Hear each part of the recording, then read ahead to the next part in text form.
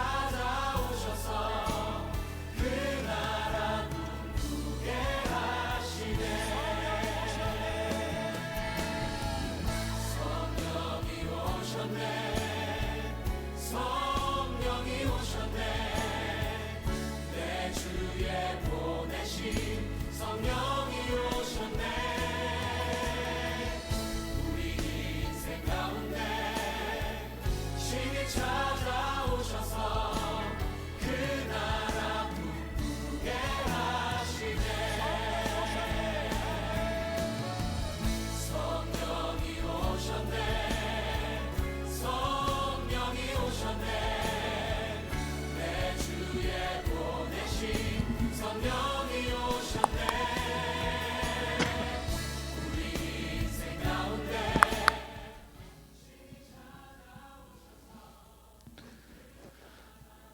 저 나오나요? 네, 여러분 이제 예배가 5분 남았습니다. 5분간 자리에서 기도함으로 중고등교 예배 준비하겠습니다.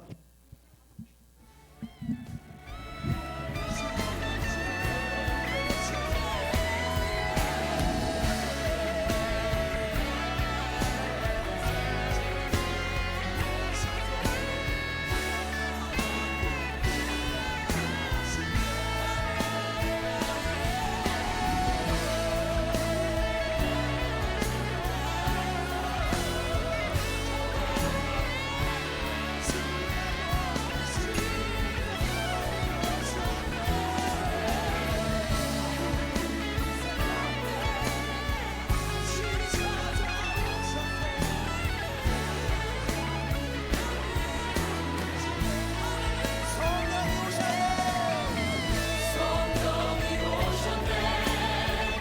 성령이 오셨네.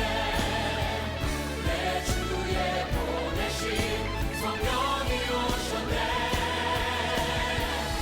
우리 인생 가운데 신이 찾아오셔서 그 나라 꿈꾸게 하시네. 성령이 오셨네. 성령이 오셨네. 내 주에 보내신 성령이 오셨네. 우리 인생 가운데 신이 찾아오셔서 그 나라 꿈꾸게 하시네.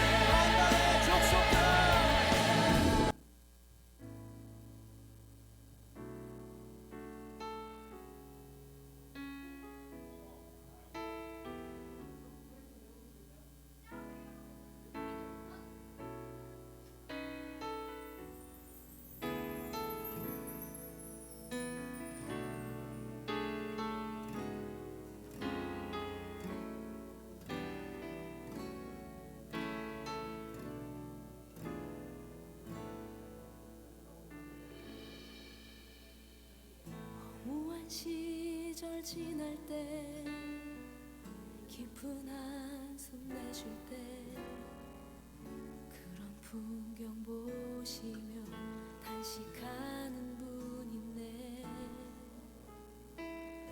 호와 같이 너희를 버려두지 않으리. 내가 너희와 영원히 함께하리라. 성령이 오셨네.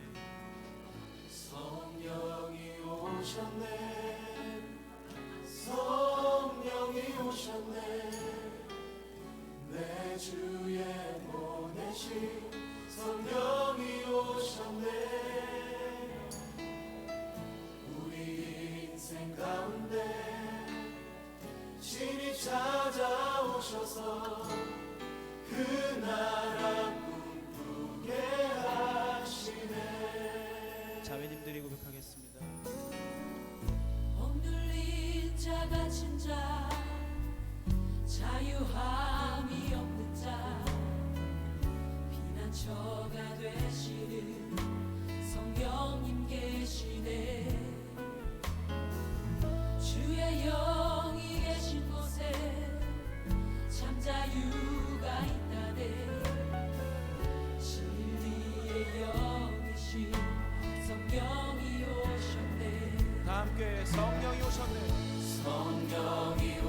오셨네 성령이 오셨네 내 주에 보내신 성령이 오셨네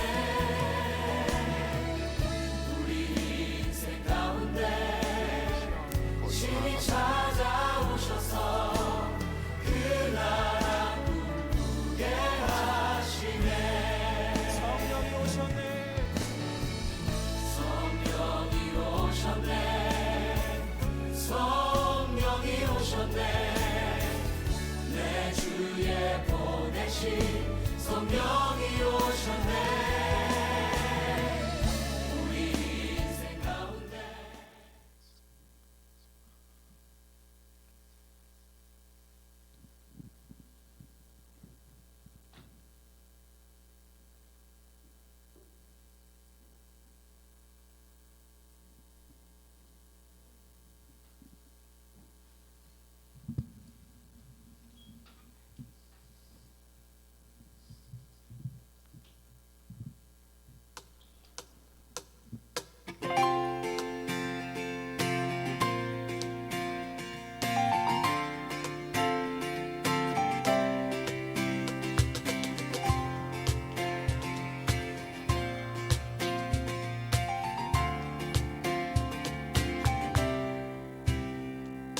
나는 노래하네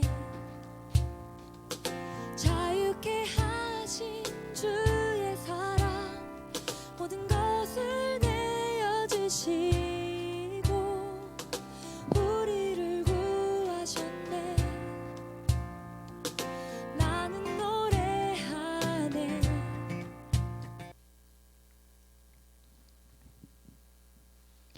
4월 25일 중고등부 예배에 오신 여러분들 진심으로 환영합니다. 이제 모두 시험이 바로 앞으로 다가온 사람들도 있고 아니면 조금 더 남은 사람들도 있는데 시험 걱정을 많이 할 수밖에 없긴 하지만 일단 시험 걱정은 예배 드리는 동안은 시험 걱정 내려놓고 온전히 주님만 바라볼 수 있는 그런 예배 드렸으면 좋겠습니다. 모두 자리에서 일어나셔서 사도신경으로 예배를 시작하도록 하겠습니다. 전능하사 천지를 만드신 하나님 아버지를 내가 믿사오며 그 외아들 우리 주 예수 그리스도를 믿사오니 이는 성령으로 잉태하사 동정녀 마리아에게 나시고 본디오 빌라도에게 고난을 받으사 십자가에 못 박혀 죽으시고 장사한 지 사흘 만에 죽은 자 가운데서 다시 살아나시며 하늘에 오르사 전능하신 하나님 우편에 앉아 계시다가 저리로서 산자와 죽은 자를 심판하러 오시리라. 성령을 믿사오며 거룩한 공회와 성도가 서로 교통하는 것과 죄를 사하여 주시는 것과 몸이 다시 사는 것과 영원히 사는 것을 믿사옵나이다. 아멘.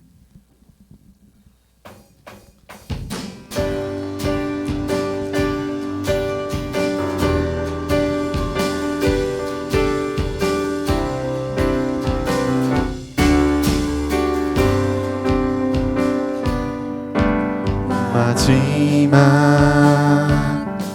날에 내가 나의 영예로 모든 백성에게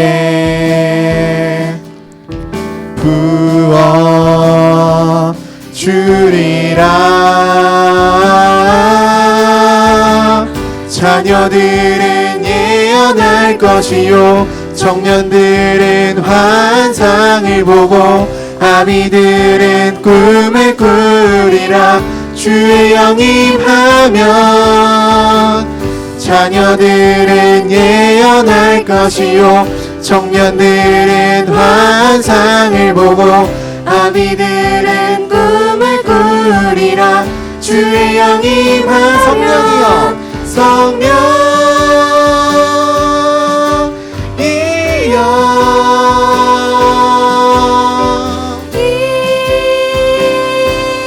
하소서.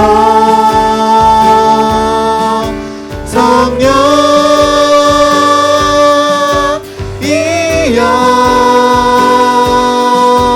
우리에게 임하소서. 마지막 날에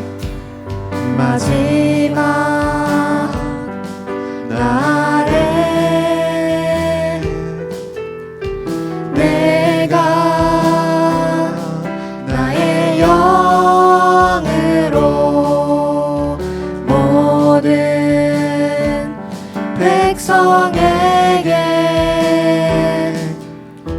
부어 주리라. 자녀들은 예언할 것이요 청년들은 환상을 보고 아비들은 꿈을 꾸리라. 주의 영이 임하면 자녀들은 예언할 것이요 청년들은 환상을 보고 아비들은 꿈을 꾸리라. 주의 영이 임하면 성령이여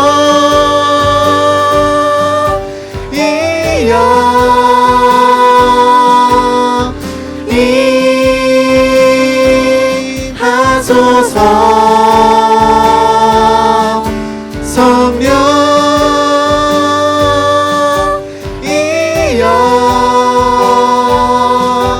우리에게 임하소서.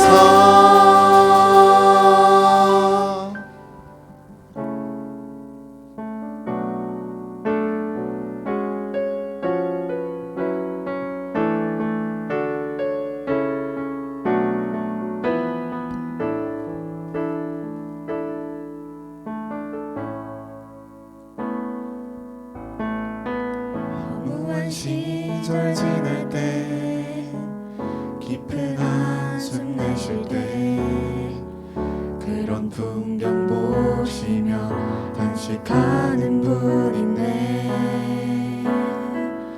그와 같이 너희를 버려두지 않으리.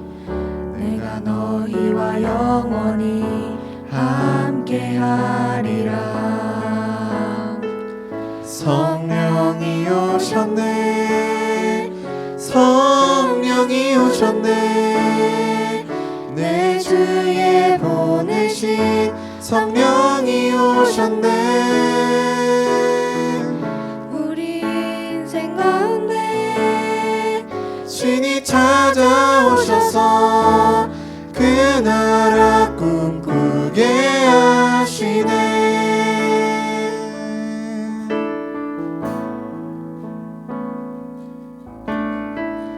엉들린 자 갇힌 자 자유함이 없는 자 피난처가 되시는 성령님 계시네. 주의 영이 계신 곳에 참 자유가 있다네. 진리의 영이신 성령이 오셨네. 성령이 오셨네. 성령이 오셨네. 내 주에 보내신 성령이 오셨네. 우리 인생 가운데 친히 찾아오셔서 그 나라 꿈꾸게 하시네. 성령이 오셨네. 성령이 오셨네. 성령이 오셨네. 내 주에 보내신 성령이 오셨네. 우리 인생 가운데 친히 찾아오셔서 그 나라 꿈꾸게 하시네. 성령이 오셨네. 성령이 오셨네. 성령이 오셨네. 내 주에 보내신 성령이 오셨네. 우리 인생 가운데 친히 찾아오셔서 그 나라 꿈꾸게 하시네. 그 나라 꿈꾸게 하시네. 그 나라 꿈꾸게 하시네. 다시 한번 그 나라 꿈꾸게 하시네. 그 나라 꿈꾸게 하시네. 마지막으로 그 나라 꿈꾸게 하시네. 그 나라 꿈꾸게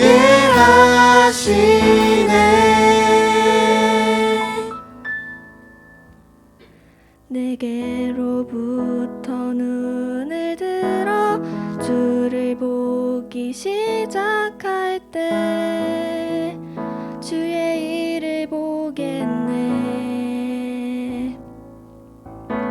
내 작은 마음 돌이키사 하늘의 꿈 꾸게 하네. 주님을 볼 때 내게로부터 눈을 들어 주를 보기 시작할 때 주의 일을 보겠네. 내 작은 마음 돌이키사 하늘에 꿈꾸게 하네. 주님을 볼 때 모든 시선을 주님께 드리고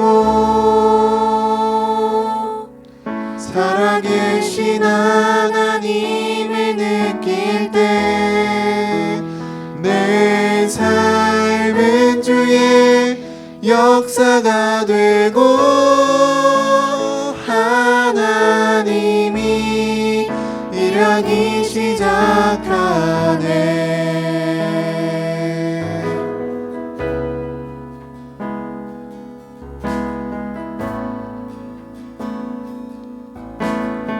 성령이 나를 변화시켜 성령이 나를 변화시켜 모든 두려움 사라질 때 주의 일을 보겠네. 황폐한 땅 한가운데서 주님 마음 알게 되리.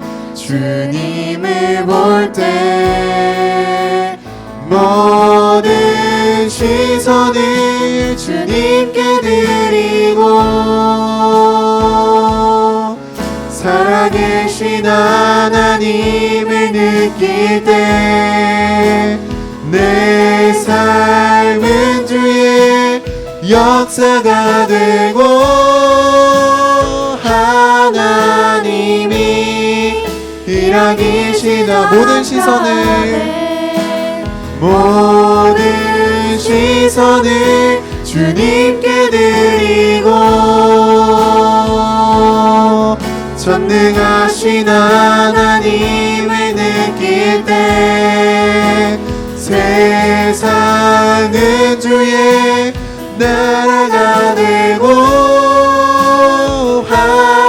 하나님이 일하기 시작하네.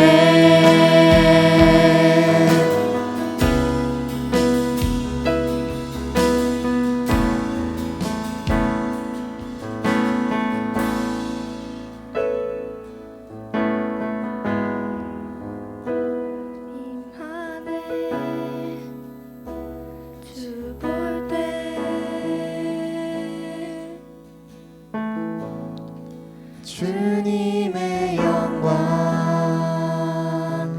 임하네. 주 볼 때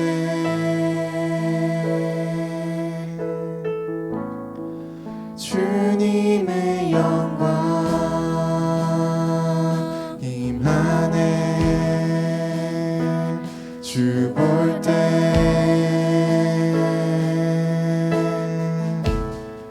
주님의 영광 임하네. 주 볼 때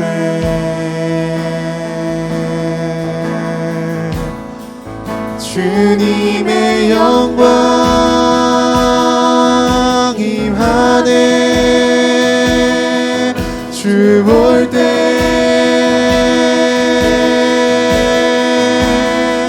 주님의 영광 임하네. 주 볼 때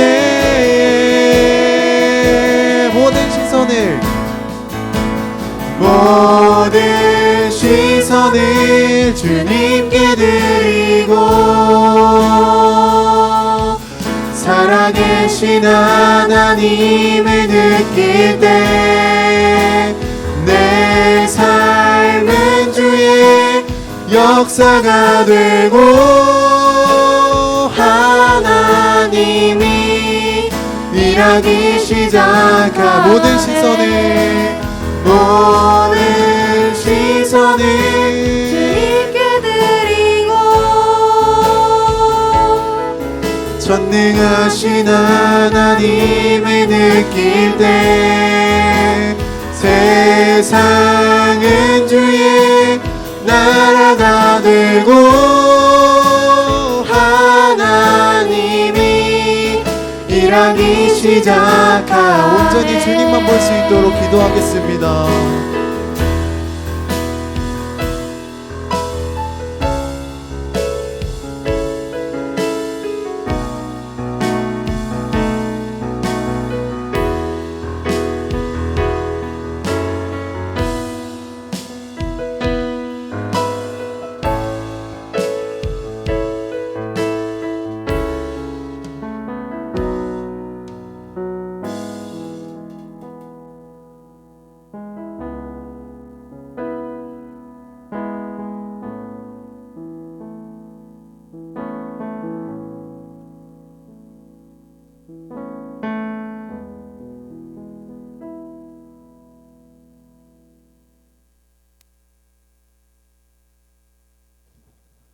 마이크. 예. 오늘 우리에게 주시는 생명의 말씀은 창세기 16장입니다. 창세기 16장. 창세기 16장 1절에서 16절까지예요. 창세기 16장 1절에서 16절. 우리 함께 교독할게요. 아브람의 아내 사레는 출산하지 못하였고 그에게 한 여종이 있으니 애굽 사람이요 이름은 하갈이라. 아브람에게 이르되 여호와께서 내 출산을 허락하지 아니하셨으니 원하건대 내 여종에게 들어가라. 내가 혹 그로 말미암아 자녀를 얻을까 하노라. 아브람이 사레의 말을 들으니라. 아브람의 아내 사레가 그 여종 애굽 사람 하갈을 데려다가 그 남편 아브람에게 첩으로 준 때는 아브람이 가나안 땅에 거주한 지 10년 후였더라. 아브람이 하갈과 동침하였더니 하갈이 임신함에 그가 자기의 임신함을 알고 그의 여주인을 멸시한지라. 사레가 아브람에게 이르되 내가 받은 모욕은 당신이 받아야 옳도다. 내가 나의 여종을 당신의 품에 두었거늘 그가 자기의 임신함을 알고 나를 멸시하니 당신과 나 사이에 여호와께서 판단하시기를 원하노라. 아브람이 사라에게 이르되 당신의 여종은 당신의 수중에 있으니 당신의 눈에 좋을 대로 그에게 행하라 하매 사레가 하갈을 학대하였으니 하갈이 사라 앞에서 도망하였더라.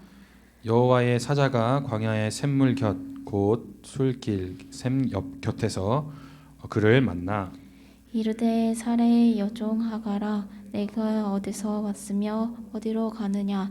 그가 이르되 나는 내 여주인 사레를 피하여 도망하나이다. 여호와의 사자가 그에게 이르되 내 여주인에게로 돌아가서 그 수하에 복종하라. 여호와의 사자가 또 그에게 이르되 내가 내 씨를 크게 번성하여 그 수가 많아 셀 수 없게 하리라. 여호와의 사자가 또 그에게 이르되 내가 임신하였은즉 아들을 낳으리니 그 이름을 이스마엘이라 하라. 이는 여호와께서 내 고통을 들으셨음이니라. 그가 사람 중에 쥐나기 같이 되리니 그의 손이 모든 사람을 치겠고 모든 사람의 손이 그를 칠지며 그가 모든 형제와 대항하서 살리라 하니라. 하갈이 자기에게 이르신 여호와의 이름을 나를 살피시는 하나님이라 하였으니 이는 내가 어떻게 여기서 나를 살피시는 하나님을 배웠는고 함이라. 이러므로 그 샘을 브엘라엘이라 불렀으며 그것은 가데스와 베렛 사이에 있더라. 하갈이 아브람의 아들을 낳음에 아브람이 하갈이 낳은 그 아들을 이름하여 이스마엘이라 하였더라. 다 같이 하갈이 아브람에게 이스마엘을 낳을 때 아브람이 86세였더라. 아멘. 네, 여러분 한 주간 잘 보내셨나요? 중간고사 기간이어서 좀 바쁜 하루하루를 보냈으리라 생각합니다. 전도사님도 중간 과제가 있고 또 중간고사가 있어서 정말 이 과제에 시달리면서 한 주를 보냈던 것 같아요. 네. 그렇지만 오늘 다시 하나님을 만나는 주일 또 예배 드리는 시간이니까 우리의 시선과 우리의 중심을 하나님께로 좀 집중하기를 소망합니다. 그럼 저번 주에 우리가 또 계속해서 아브라함에 대한 말씀을 계속했죠. 저번 주에 어떤 일이 있었죠? 아브라함에게 많은 일이 있었죠. 저번 주에 아브라함에게 하나님이 찾아가 주셔서 하늘의 별대수를 보여주신 그 장면은 저번 주고, 저번 주는 아브라함과 무슨 식을 체결하시죠? 언약식을 체결하시죠. 그래서 고대 시대의 사람들이 언약식을 체결하던 방법대로 두 쪼개진 그 동물의 사체 사이로 하나님이 이렇게 지나가시죠. 그래서 아브라함과 맺은 그 언약의 그 모든 책임을 하나님께서 다 지겠다. 내가 기필코 나의 생명을 걸고서라도 이 약속을 지킬 것이다. 이루어 주실 것이다. 그렇게 약속하시는 그 장면에 대해서 배웠죠. 그리고 15장은 또 아브라함의 믿음을 칭찬하신 장이에요. 그래서 아브라함의 믿음을 의롭다 여겨 주셨다라고 그렇게 또 15장의 말씀에 나오죠. 이렇게 아브라함 15장에서는 아브라함의 믿음을 칭찬받고 또 아브라함과 언약을 맺는 굉장히 아름다운 그런 이야기예요.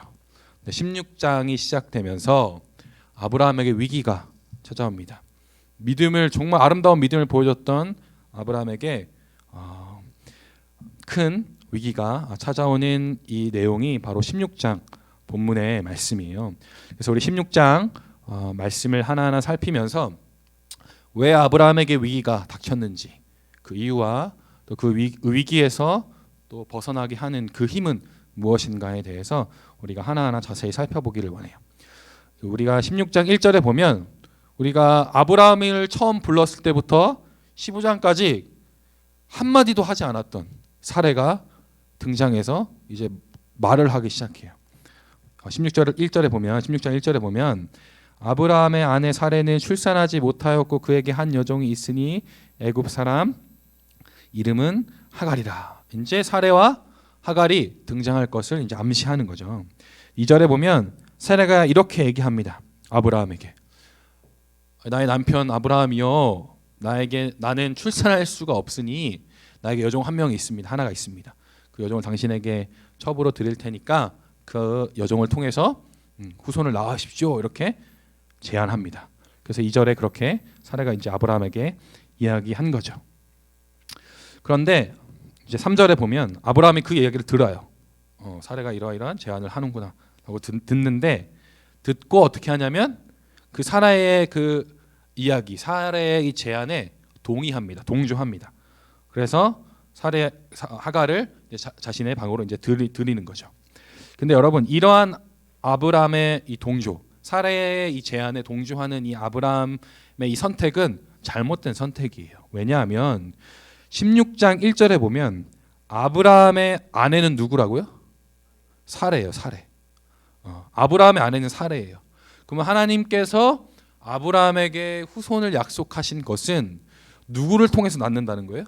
아브라함의 아내 사레를 통해서 그 후손이 낳을 것이라는 것을 말씀하고 있는 거예요. 근데 아브라함은 어떻게 했어요? 사레를 통해서가 아니라 하갈을 통해서 후손을 낳을 이 계획, 이 제안, 사레의 제안을 동의한 거죠. 그것을 선택한 거죠. 그러니까 이 아브라함의 선택은 잘못된 선택이었어요. 그 결과 어떠한 일이 일어났냐면 아브라함이 하갈과 동침합니다. 그래서 하갈이 어떻게 해요? 아이를 갖게 됩니다. 아이를 갖게 되는 것도 문제였지만 어떤 일이 생겼냐면 이 하갈이 임신함을 알고 자기의 여주인 이 사레를 어떻게 해요? 멸시해요.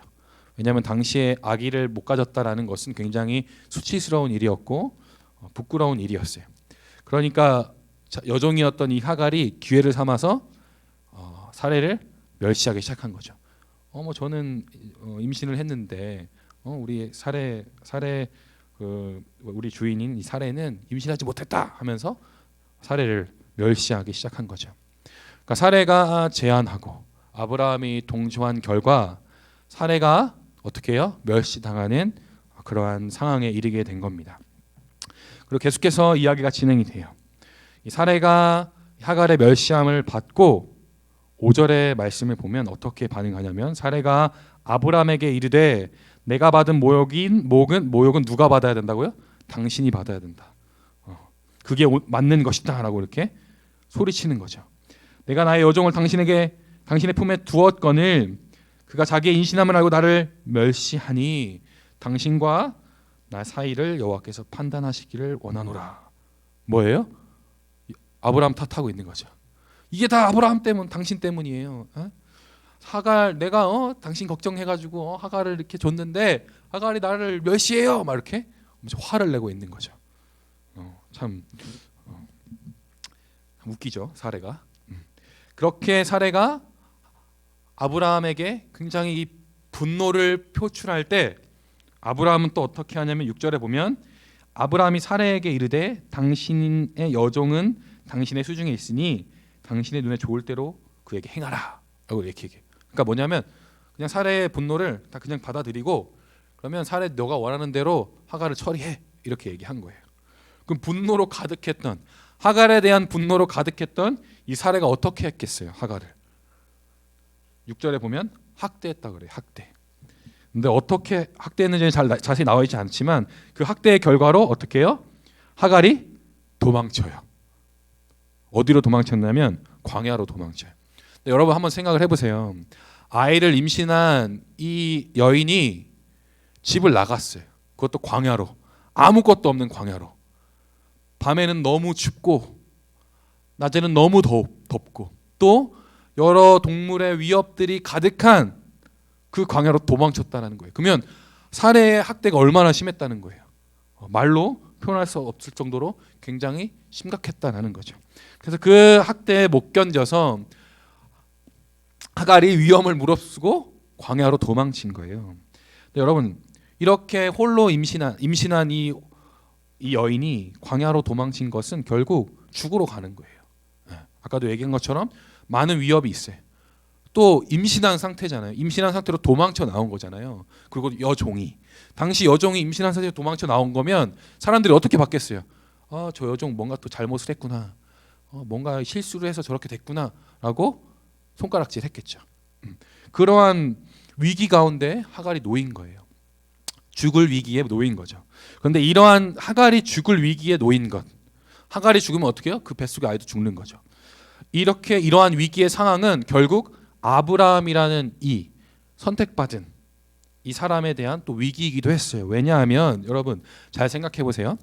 하나님께서 아브라함에게 약속하시길 아브라함이 복의 근원이라고 말씀하셨어요. 그래서 아브라함을 통해서 다른 민족이 복을 받을 것이다라고 약속하셨는데 그래서 아브라함의 가정은 복의 근원이 되는 가정이 되었는데 이 사건으로 인해서 사레가 하갈을 학대하는 사건을 통해서 하갈이 죽게 된 거예요.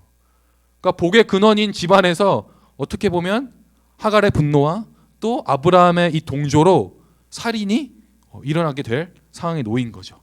그러니까 엄청난 큰 아브라함의 가정에 엄청나게 큰 위기가 찾아오게 된 겁니다. 그렇다면 우리가 왜 이러한 위기가 이 아브라함의 가정에 찾아왔는가를 우리가 살펴봐야 되는데 이 이야기의 주된 인물인 사라를 통해서 우리가 어떠한 죄가 어떠한 것이 사례를 범죄하게 했고 또 아브라함 가정에 위기를 주었는지를 자세히 살펴보기를 원해요. 우리가 먼저 살펴보기를 원하는 것은 사례의 마음이에요. 사례가 이 사건이 진행되는 가운데 어떤 마음을 가지고 있었을까를 우리가 한번 살펴봐야 돼요. 사례는 출산하지 못하는 상황이었잖아요. 근데 아브라함은 이 후손을 약속받았잖아요. 그러니까 자신이 출산하지 못하는 것 때문에 이 약속이 이루어지지 않는다라고 생각을 했을 거예요. 그래서 이 약속을 받은 당사자인 아브라함에게 굉장히 미안한 마음을 가지고 있었을 거예요. 그리고 동시에 한 가지 더 뭐냐면 자책하는 마음이 있었어요.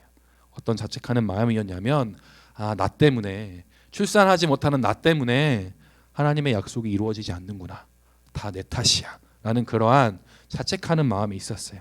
이 자책하는 마음이 있었다라는 사실을 어떻게 알 수 있냐면 5절에 보면 사례가 아브라함에게 어떻게 반응해요? 분노로 반응하죠. 제안한 건 사례예요. 사례가 이렇게 하자고 제안한 건 사례라고요. 그 결과로 안 좋은 일이 생긴 거잖아요. 어떻게 보면 사례 탓이죠. 근데 사례는 뭐라 그래요? 아브라함이 잘못했다 그러죠. 심지어 뭐라 그래요? 얼마나 뻔뻔하냐면 여호와께서 나와 아브라함 사이를 판단하시기를 원한다. 이렇게 얘기한 거예요. 그러니까 나는 잘못이 없다는 거예요. 이게 다 나의 남편인 아브라함 탓이라고 얘기하는 거예요. 그리고 막 분노하죠. 당신이 모든 비난을 다 받아야 된다라고 얘기하면서. 근데 여러분, 이 5절의 사라의 반응을 통해서 이 사례가 자책하고 있었다는 사실을 알 수 있는데, 여러분, 사람들은 어떠한 문제가 해결되지 않았을 때에 또 그것을 해결할 수 없는 상황에 놓이게 되면 자책하는 사람들이 있어요. 자기 자신, 이게 나 때문에 해결되지 않는구나, 이게 내 탓이야라고 자책하는 사람들이 있어요. 그렇게 자기 자신을 자책하는 사람은 자신을 자책하는 것을 넘어서 자신을 향해서 분노해요. 그거를 해결하지 못하는 나, 또 그 문제의 모든 원흉이 되는 나에 대해서 굉장히 분노하게 된다라는 거예요. 근데 여러분, 참 재밌는 건 거기서 끝나지 않아요. 계속 나를 자책하고 나에 대해서 분노하게 되면 결국 어떻게 되냐면 다른 사람 탓을 하게 돼요. 왜냐하면 나를 자책하고 나에 대해서 분노하게 되는 것이 아무런 해결책이 되지 않거든요. 더 나를 괴롭게 하고 더 나를 힘들게 하니까 방향을 돌리는 거예요. 다른 사람에게로. 그래서 너 때문이야. 너 때문에 이런 일이 생겼어 하면서 다른 사람을 향해서 분노하게 되는 거죠. 이게 사람의 심리예요. 그러한 사람의 심리의 관점에서 볼 때 사라가 5절의 반응을 보인 것은 결국 뭐다? 사라 스스로가 자신에 대해서 굉장히 자책하고 있었다라는 것을 우리가 알 수 있는 거죠. 그렇다면 사라가 미안해하고 자책하는 마음 때문에 이 위기가 생겼을까요? 아니에요. 더 근본적인 문제가 있었다라는 거죠. 여러분, 15장에서 등장한 하나님께서 아브라함과 이 언약을 맺어주신 것을 보면 하나님이 이렇게 얘기하세요. 내가 너에게 약속하신 그 모든 약속을 내가 이룰 것이다. 그러니까 하나님께서 이루어 주신다고 말씀하신 거예요. 사례가 이루는 게 아니라 하나님께서 이루어 주신다고 말씀하셨어요. 아브라함이 이루는 게 아니라 하나님이 이루어 주신다고 약속하셨다고요. 그거를 사례가 알고 있었다면, 그것을 믿었다면 사례는 아브라함에게 미안할 필요 없어요. 또 뭐예요? 자책할 필요도 없는 거죠. 왜? 사례가 이루는 게 아니라 하나님이 이루기 때문이죠. 근데 사례는 이 약속을 자신이 이루려고 했어요. 내가 어떻게든 이루어보려고 했다고요. 하나님만이 이룰 수 있는 이 약속을 하나님과 같이 되어서 자신이 이루려고 한 그 마음을 품었기 때문에 사례가 미안해했고 자책하게 됐고 또 남을 탓하고 분노하게 됐으며 또 어떤 결과를 낳아요? 하갈이 죽음에 이르게 되는, 아브라함의 가정에 큰 위기가 찾아오게 하는 그러한 상황을 만들었다라는 거예요. 그러니까 정리하면 사례의 마음에 하나님과 같이 되려는 마음, 이 교만한 마음이 있었다는 거예요. 근데 여러분, 이 16절의 구조를 좀 자세히 살펴보면 어떻게 되어 있냐면 사례가 제안을 하고 아브라함이 그에 대해서 동조하고 그 결과로 위기가 생겨요. 이게 반복이 돼요. 1절부터 6절까지. 근데 이 16장 1절에서 6절까지 이 구조가 창세기의 또 다른 사건의 구조와 굉장히 닮아 있어요. 그 사건이 뭘까요, 여러분? 사례가 제안하고 아브라함이 동조하고 그의 결과로 죽음에 이르게 되는, 바로 어디냐면 창세기 3장이에요. 창세기 3장이 어떠한 말씀이냐면 아담과 하와의 이야기예요. 아담과 하와의 이야기. 그래서 어떻게 해요? 아담과 하와가 타락할 때 어떻게 돼요? 하와가 아담에게 제안하죠. 선악과를 먹자 이렇게 제안하잖아요. 그리고 아브라함이 어떻게 해요? 그 제안에 동조하죠. 그래서 선악과를 어떻게 해요? 같이 먹죠. 그 결과 어떤 일이 일어나요? 인간에게 죽음이라는 재앙이 찾아오게 되는 거죠. 창세기 3장과 창세기 16장은 똑같은 구조로 되어 있어요. 이것은 창세기를 쓴 이 저자의 의도가 담긴 거죠. 자, 보세요, 여러분. 사례가 하나님처럼 되려고 했던 마음을 가지고 죄를 범했던 것처럼 창세기 3장에도 하와라는 이 사람은 사례와 같은 동일한 마음을 가지고 있어요. 그래서 창세기 3장에 보면 하나님과 같이 되려고라는 표현이 있어요. 그래서 하나님과 같이 되려고 하와가 선악과를 따먹었다라는 표현이 나와요. 그러니까 뭐예요? 창세기 3장에 범죄한 것과 이 창세기 16장의 이 범죄는 동일한 죄에서 비롯된 사건이다라는 거죠. 그러니까 창세기를 기록한 이 저자, 그리고 이 창세기가 얘기하고 있는 이 하나님의 말씀이 이야기하고 있는 것은 뭐냐면 모든 인간은 다 하나님과 같이 되려는 이 마음, 이 교만한 마음을 가지고 있다. 그로 인해서 이 땅 가운데 죽음의 저주가 임했다라는 사실을 강력하게 보여주고 있다라는 거죠. 근데 여러분, 사례만 잘못한 게 아니에요. 사례만 범죄한 게 아니에요. 아브라함도 똑같아요. 아브라함도 사례가 하나님과 같이 되려는 마음으로 계획한 그 모든 것을 다 동조했기 때문에 동일하게 사례와 같은 죄를 범한 거죠. 하나님과 같이 되려는 그 죄를 범한 거예요. 창세기 3장에서 아담도 마찬가지죠. 계속해서 이렇게 평행을 이루고 있다라는 거죠. 네, 여러분, 아담과 또 하와 또 사례와 아브람만 이러한 죄를 가지고 있을까요? 아니에요. 이 죄는, 이 하나님과 같이 되려는 이 마음은 죄의 근원이에요. 죄의 본질이에요. 그래서 이 지금을 살아가는 우리에게도 동일하게 역사하고 있는 죄악된 모습 중에 하나다라는 거예요. 그래서 여러분, 이 사회의 모든 절망스러운 상황은 다 이 죄에서 비롯된 거예요. 하나님과 같이 되려는 이 죄에서 비롯된 거다라는 거죠. 자, 여러분, 예수님을 믿는, 하나님을 믿어 구원받은 우리도 동일합니다. 하나님을 믿고 구원받았다고 이야기하고 나는 날마다 주일에 나와서 하나님을 예배합니다라고 고백하고 찬양하지만 여러분, 여러분의 삶을 돌아볼 때 여러분의 삶의 자리 가운데 예수님의 자리가 있나요? 하나님의 자리가 있냐, 이 말인 거죠. 여러분의 삶을 한번 돌아보세요. 하나님을 나의 주인으로, 나의 왕으로 모시고 있나요? 아니면 내 뜻대로, 내가 하고 싶은 대로, 내가 계획한 대로, 내 마음대로 그냥 나의 삶을 계획해 가고 또 내가 하나님이 되어 나의 삶을 조종해 가기를 원하는 그 마음으로, 교만한 마음으로 살아가고 있지 않나요? 여러분이 만약 그러한 죄에서 떠나서 하나님이 나의 왕이요 나의 주인이심을 믿으며 살아가는 사람이라면 여러분, 날마다 하나님과 함께하는, 날마다 하나님과 동행하는 삶을 살아갈 수밖에 없어요. 여러분 일주일의 삶 가운데 이걸로 다 측정할 수 없지만 하나님을 얼마나 생각하세요? 하나님이라는 그 나의 구원자를 얼마나 묵상하고 계세요? 한번 돌아보세요. 여러분, 무엇을 더 묵상하고 있나요?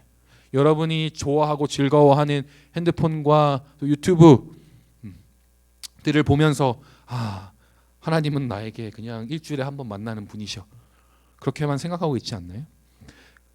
여러분, 하나님과 동행하는 삶을 사는 자가 하나님과 같이 되려는 이 죄에서 멀리 떠나 있는 상태에 있는 참 구원받은 사람의 모습이다라는 거죠. 그래서 여러분, 우리를 얽매고 있는 이 하나님과 같이 되려는 이 마음, 이 죄에서 우리는 날마다 떠나가는 그러한 삶을 살아가야 한다라는 거죠.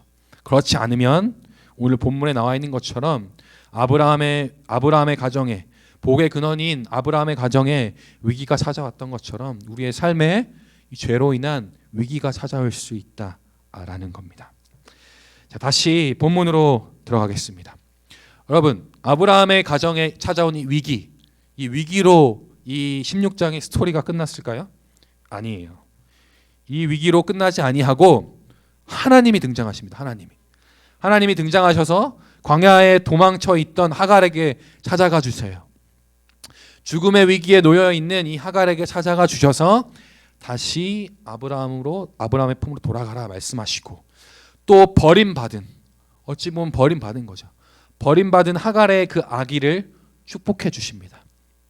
큰 민족을 이룰 것이고 그 큰 민족을 이름으로 말미암아 복을 받게 될 것이다라는 약속을 해주십니다. 그리고 하갈을 위로하여 주시고 다시 아브라함의 가정으로 돌려보내시죠.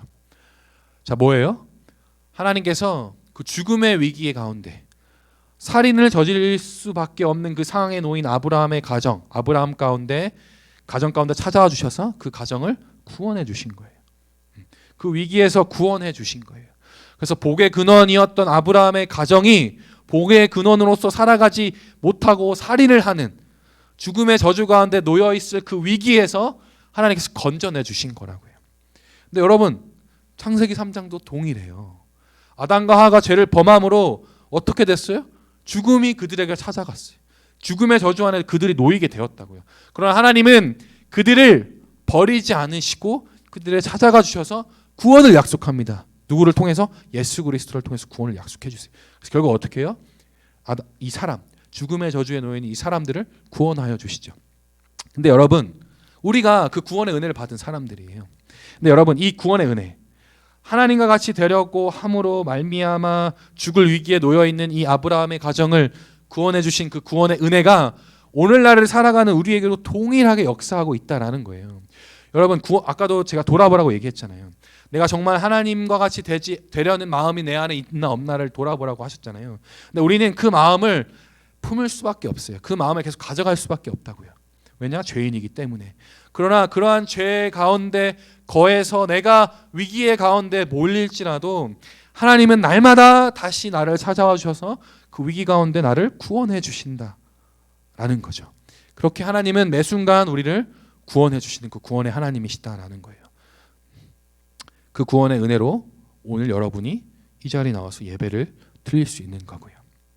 이렇게 하나님의 구원의 은혜는 일생에 다 한 번으로 끝나는 것이 아니라 매일매일 삶 가운데 범죄한 인간에게 그 구원의 은혜를 베풀어 주신다라는 겁니다. 말씀을 조금 정리하기를 원해요. 여러분, 사례가 어떠한 죄를 범했다고요? 하나님과 같이 되려는 죄를 범했어요. 근데 여러분, 이 하나님과 같이 되려는 이 마음을 품지 않을 수 있는 유일한 방법이 한 가지 있어요. 그 방법이 뭐냐면 바로 하나님께서 약속하신 그 약속을 붙잡는 거예요. 이 붙잡는다는 건 뭐냐면, 여러분, 출산하지 못한 이 사례는 제가 처음에 이 아브라함에 대한 이야기를 했을 때 아기가 없다, 후손이 없다라는 것은 뭐라 그랬어요? 죽은 사람이나 다름없다라고 얘기했잖아요. 근데 후손을 약속했다는 건 뭐예요? 그에게 복음을, 그를 구원해 주시겠다라는 약속이에요. 그럼 뭐예요? 사례는 그 약속을 믿음으로 자신이 출산할 수 없는 상태, 그 죽음에 이른 그 상태에서 나를 구원해 주셨다라는 그 약속을 믿음으로 기뻐했어야 된다고요. 기뻐. 그 약속에 거함으로 나를 구원해 주시는 그 하나님을 누려야만 되었다라고요. 만약에 그 약속에 거함으로 나를 구원해 주시는 그 하나님의 은혜를 누렸다면 사례가 하나님과 같이 되려는 그 죄악을 범하지 않을 수 있었다라는 거죠. 이게 굉장히 중요한 원리입니다, 여러분. 여러분, 우리가 하나님과 같이 되려는 죄를 범하지 않기 위해서 노력을 해요. 막 기도도 하고 말씀도 읽고 막 해요. 근데 여러분의 노력을 그렇게 할 수가 없어요. 유일하게 그 죄를 이길 수 있는 방법은 뭐다? 약속의 말씀을 붙잡고 나를 구원하신 그 구원의 하나님의 은혜를 누려야만 가능하다라는 거죠. 오늘 본문 16장은 그 방법을 또한 얘기하고 있는 겁니다. 여러분, 우리 이 시간 같이 찬양하고 기도했으면 좋겠어요. 제가 방금 얘기한 것처럼 하나님과 같이 되려는 이 죄악은, 이 마음은 우리의 삶을 뒤흔드는, 우리의 이 구원받은 백성의 정체성을 뒤흔드는 굉장히 위험한 죄예요. 그 죄가 우리를 날마다 어떻게 해요? 죽이려고 해요. 무너뜨리려고 한다고요.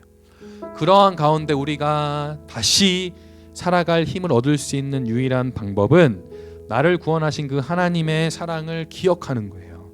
그래서 여러분, 십자가를 묵상하세요, 십자가를 바라보세요 라는 말들을 굉장히 많이 하잖아요. 그 이유가 뭐냐면 십자가를 통해서 이루어 놓으신 그 구원의 은혜에 내가 먼저 깊이 잠겨서 그 은혜에 깊이 거함으로 내게 주어진 이 죄악을 싸워 이기라는 이야기인 거죠.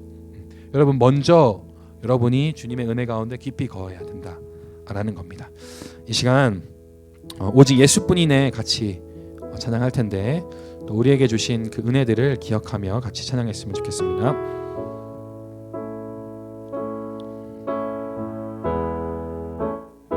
은혜 아니면 살아갈 수가 없네.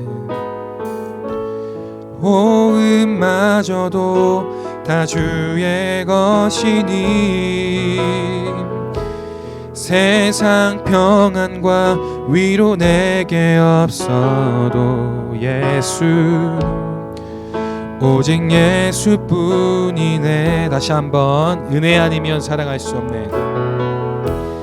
은혜 아니면 살아갈 수가 없네. 호흡마저도 다 주의 것이니 세상 평안과 위로 내게 없어도 예수, 오직 예수뿐이네. 그 신계획 다 볼 수도 없고 작은 고난에 지쳐도 주께 묶인 나의 모든 삶 버티고 견디게 그 신계획 다 볼 수도 없고 그 신계획 다 볼 수도 없고 작은 고난에 지쳐도 주께 묶인 나의 모든 삶 버티고 견디게 하시네. 은혜 아니면 살아갈 수가 없네.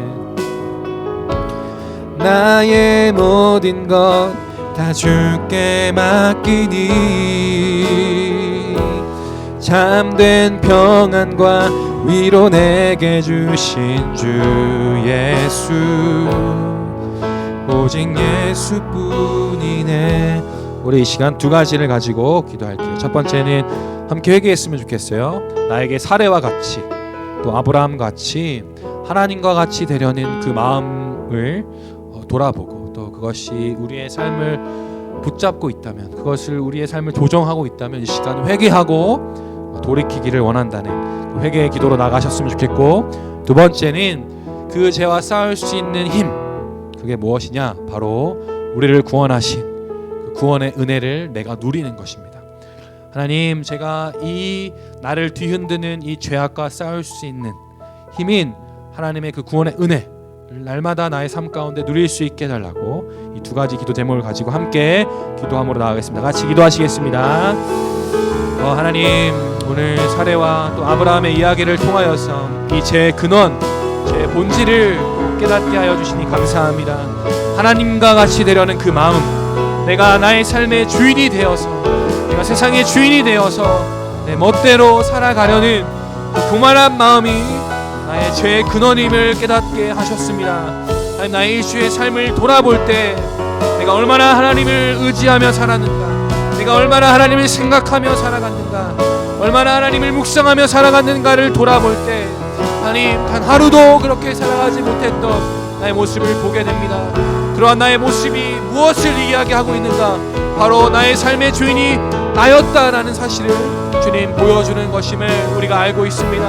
하나님, 나의 삶을 돌아볼 때 그렇게 내가 나의 삶의 주인이 되어, 내가 나의 삶의 하나님이 되어 그렇게 살아갔던 죄악된 모습을 주님 용서하여 주시옵소서. 내 힘으로 할 수 없는 것들을 내가 알 수 있다 우기며 내가 하나님처럼 그렇게 살아갔던 하나님, 나의 죄악된 모습들을 주님 용서하여 주시옵소서. 하나님, 이제 다시 내가 하나님이 되려는 그 죄악에서 온전히 돌이켜 다시 주님을 나의 주인으로, 나의 왕으로 모시는 그런 삶으로 살아가기를 원합니다. 하나님, 그러한 삶을 살아가기 위해서 죄와 싸울 수 있는 힘이 내게 필요한데, 하나님을 의지할 수 있는 힘이 내게 필요한데, 그 힘은 나에게 있는 것이 아니라 나를 죄와 사망 가운데 구원하여 주신 예수 그리스도의 그 구원의 은혜를 누릴 때에만 가능함을 우리가 배웠습니다. 하나님, 나의 매일의 삶 가운데 그 십자가를 묵상하며 나를 구원하신 그 구원의 은혜를 기억하며 그 구원의 감격으로 나의 죄와 싸우며 살아갈 수 있도록 주님 인도하여 주시옵소서. 예수님의 이름으로 기도드렸습니다. 아멘. 하나님, 또 사례 또 아브라함의 이야기를 통하여서 이 죄의 근원을 또 알게 하여 주시니 감사합니다. 하나님과 같이 되려는 그 마음, 그것이 죄의 근원임을 알게 되었습니다. 나의 삶을 돌아볼 때 하나님 그 마음, 그 교만한 마음이 나의 삶을 지배하였음을 보게 됩니다. 하나님이 나의 주인이라 믿는다 고백하였지만 나의 삶은 구어의 믿음의 고백과는 정반대의 삶을 살았습니다. 하나님, 나의 이 죄악된 모습들을 용서하여 주시고 주의 보혈로 깨끗하게 씻어주세요. 또한 주님, 계속해서 주님이 다시 오실 그날까지는 이 죄악된 모습과 싸워야 하는데 하나님, 그 죄악된 모습과 싸울 힘이 내게 없습니다. 그러나 그 힘은 내게 있지 않지만 하나님께 있음을 또 알게 되었습니다. 나를 구원하신 그 구원의 은혜를 날마다 누리고 또 묵상함으로 또 기뻐하여서 나를 무너뜨리려 하는 그 죄의 건세와 싸워 승리하는 우리 중고등부가 될 수 있도록 주님 인도하여 주시옵소서. 감사하며 예수님의 이름으로 기도드렸습니다. 아멘. 네, 이 시간은 우리 생일 축하 영상을 같이 보겠습니다.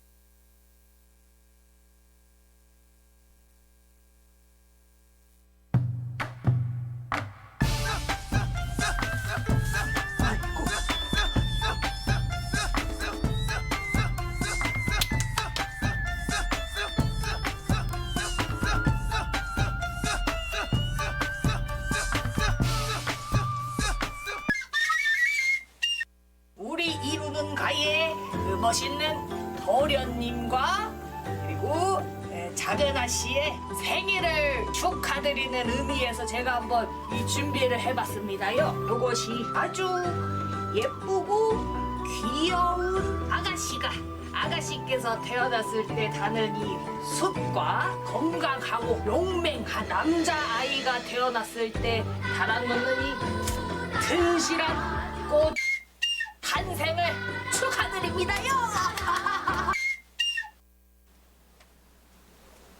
아니 머리가 자꾸 이루는 교회 중고등부 여러분 잘 지내고 계시죠?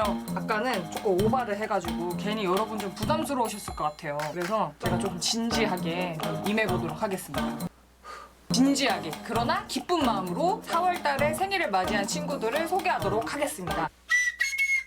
제가 소개해드릴 첫 번째 생일자 친구는요, 황현서입니다. 제가 앞에 이루는 가, 우리는 한 가족이잖아요. 이루는 가의 도련님과 작은아 씨의 생일을 축하드립니다 이렇게 말씀을 드렸잖아요. 진짜 우리 이루는 교회 중고등부의 작은아 씨예요. 우리 현서가 올해 중학교 1학년이 되어서 중고등부의 한 가족이 된 친구입니다. 현서는 구암중학교에 다녀요. 친구들이랑 사이좋게 지내고 좋은 추억을 만드는 한 해가 되기를, 그리고 앞으로가 되기를 기도하겠습니다. 현서 생일 축하해요. 자, 두 번째 친구입니다. 이기훈 친구입니다. 구암고등학교에 지금 다니고 있대요. 고등학교 2학년 학생이고, 우리 고등학교 언니 오빠들은 나날이 학업에 대한 스트레스가 쌓이잖아요. 너가 품고 있는 꿈을 향해서 열심히 달리는 우리 기훈이가 되기를 기도하겠습니다. 기훈아, 생일 축하해요. 따단. 김지섭, 우리 지섭이에요. 지섭이도 작은아 씨, 작은아 씨 아니고 작은 도련님입니다. 우리 이루는 교회 중고등부의 작은 도련님이에요. 중학교 1학년이 되어서 중고등부에 올라온 친구입니다. 현서도 그렇고 기훈이도 그렇고 공부 되게 열심히 하라고 얘기를 하고 있는데, 여러분들은 당연히 공부하는 게 일이니까요. 공부하는 게 잡이잖아요. 약간 듣기 싫겠지만 공부 열심히 해라. 공부 열심히 해야 돼. 중고등부 친구 여러분들도 공부를 열심히 하십시오. 그럼 또 언젠간 공부하는 게 또 즐겁고 재밌는 날이 오지 않겠습니까? 아니에요. 공부는 재밌는 게 아닌 것 같아. 지섭아, 생일을 축하합니다. 건강하세요. 타라. 이스카이. 하늘이 굉장히 이쁘고 굉장히 쾌활한 친구고 중학교 1학년 친구예요. 하늘이도 작은아 씨도. 아이고, 작은아 다시 오셨습니까요? 하늘이도 공부 열심히 해라. 공부 열심히 하고 친구들이랑 싸우지 말고 오빠랑도 싸우지 말고 부모님께 효도하고 선생님 말씀 잘 듣고. 생일 축하합니다. 하나 둘 셋 하면 초를 불어주세요. 하나 둘 셋. 야호! 생일 축하합니다.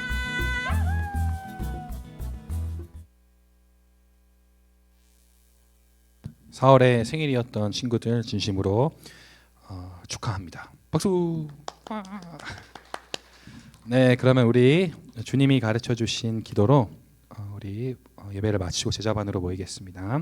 시작. 하늘에 계신 우리 아버지여, 이름이 거룩히 여김을 받으시오며 나라가 임하시오며 뜻이 하늘에서 이루어진 것 같이 땅에서도 이루어지이다. 오늘 우리에게 일용할 양식을 주시옵고 우리가 우리에게 죄 지은 자를 사하여 준 것 같이 우리 죄를 사하여 주시옵고 우리를 시험에 들게 하지 마시옵고 다만 악에서 구하시옵소서. 나라와 권세와 영광이 아버지께 영원히 있사옵나이다. 아멘.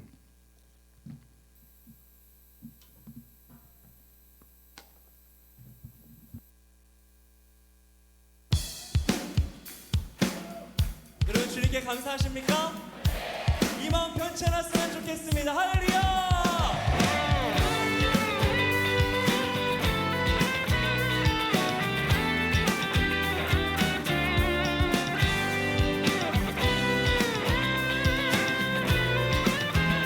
아, 감사드리세요. 아, 우리 주께 크신 사랑 아, 되주셨네. 찬양 드리세 어린 양께 영원히 한 번 더 같은 부분 감사드리세 우리 주께 크신 사랑 되주셨네.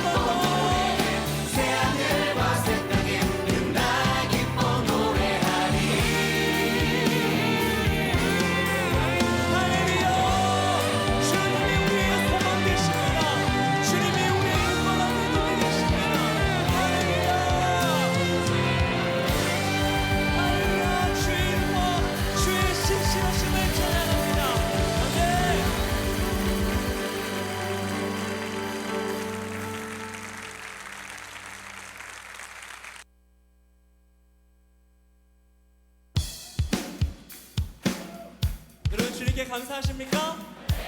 이 마음 변치 않았으면 좋겠습니다.